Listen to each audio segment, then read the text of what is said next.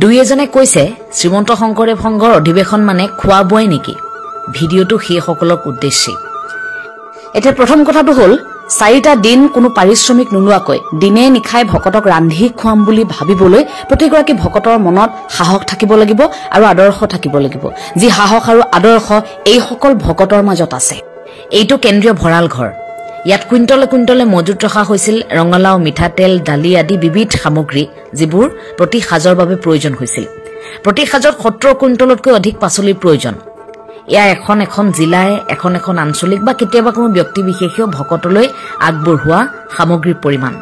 বহু দিনৰ পৰা পৰিকল্পনা কৰি ভকতে নিজে কৰা খেতিৰ পাচলি আনে ভকতক খুৱাবৰ বাবে এটা দীঘলীয়া পৰিকল্পনা থাকে জিলাখনে খেতি কৰে ধান খেতি কৰে সেই চাউলে আনি ভকতক খুওৱা হয় এয়া সমালোচনা কৰি থকা কেইগৰাকীৰ পকেটৰ টকা নহয় এয়া ভকতৰ নিজৰ খেতি নিজৰ ইচ্ছামতে ভকতে ভকতক খুৱাবৰ বাবে আগবঢ়োৱা পাচলি ভকতৰ ইচ্ছামতে আগবঢ়োৱা সামগ্ৰী প্ৰতিবিধ কিহৰ বাবে আসলতে ইমান কষ্ট কৰে ৰন্ধন কৰ্মীসকলে জানেনে বস্তাই বস্তাই এই যে গাজৰ বিলাহী বেঙেনা বন্ধাকবি এইবোৰ যে কাটি পাহাৰ সদৃশ দম কৰি ৰাখিছে কিয় সকলোৰে উদ্দেশ্য এটাই কেনেকৈ ভকতক আপ্যায়ন কৰিব পাৰি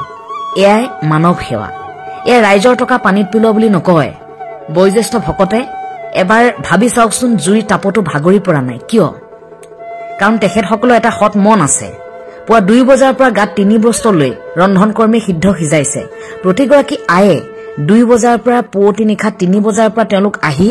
কাম কৰিছে ঘণ্টাৰ পাছত ঘণ্টা বস্তাই বস্তাই পাচলি কাটিছে কিন্তু তেওঁলোক ভাগৰি পৰা নাই কিয় তেওঁলোকৰ এটাই উদ্দেশ্য প্ৰতিগৰাকী ভকতে যাতে সিদ্ধ প্ৰসাদ লবলৈ পায় ভকতক তেওঁলোকে ৰান্ধি খুৱাব এয়াই উদ্দেশ্য একেলগে সিজোৱা আৰু এই সিদ্ধমুঠিৰ সোৱাদ অপূৰ্ব যিসকলে খায় সেইসকলে গম পায় আনকি এই প্ৰসাদ মুঠি লবৰ বাবে ঘণ্টা ঘণ্টা বাহিৰত অপেক্ষা কৰিবলগীয়া হয় উপায় নাই কাৰণ একেলগে 10,000ক যোগান ধৰাটো বৰ সহজ কথা নহয় কৃষি কাৰ্যত পাকৈত একাংশ ভকতে খেতি কৰিলে ৰন্ধন কাৰ্যত পাকৈত একাংশ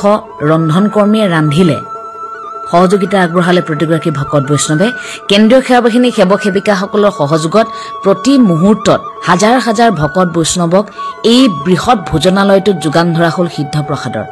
আৰু ঘৰতে বহি বহি অধিৱেশনলৈ নোযোৱা একাংশই এই কথাটোকে সমালোচনা কৰিলে প্ৰচাৰ মাধ্যমত শ্ৰীমন্ত শংকৰদেৱ সংঘৰ অধিৱেশন বুলি কোৱাৰ লগে লগে ভোজনালয়ক দেখুওৱা হয় বাবেহে ইমান চৰ্চা লাভ কৰিছে কিন্তু ইয়াৰ আগতেও শ্ৰীমন্ত শংকৰদেৱ সংঘৰ বাৰ্ষিক অধিৱেশনত 200-300 চৌকা জ্বলাই ৰন্ধন কৰ্মীয়ে ভকতৰ বাবে সিদ্ধ সিজাই আহিছে সেয়া প্ৰচাৰ মাধ্যমে প্ৰচাৰ কৰক বা নকৰক এয়া কিন্তু বহু বছৰৰ পৰা এনেকৈয়ে চলি আহিছে